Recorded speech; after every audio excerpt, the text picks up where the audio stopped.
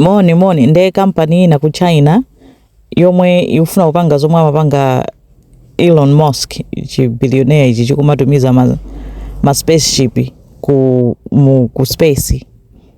Achina SpaceX amene anapita anthu amakayenda kuti kuyenda mu space aja abwerako bwinobwino.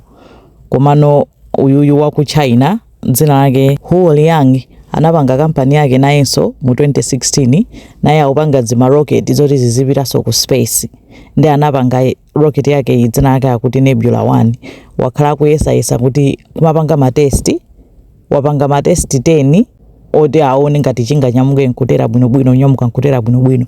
Komano anapanga test ina ya namba 11 chinanyamuka bwinobwino mmene mukuonera apamo, koma potera changobulika.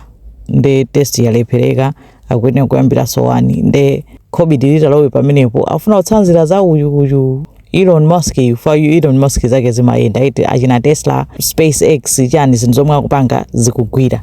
Nde tiona ngati next time atatani atakwanitse. Ubwino wake panalibe anthu, ubwino wake munalibe anthu, komanso palowa ndalama usati masewera. Akuti aku China akufunisisa kuti nawonso akayike anthu pamwezi kuti anthu adzitha kupita pamwezi, kupita ma spaceship yawo nkumakapanga explore zinthu pamenepo. Ndi Nebula 1 yo kuyipangaso kuichita launch ngati itanyamuke ngati ngadzafike ku space. Video ya amene inaphulukira iyi. Thank you.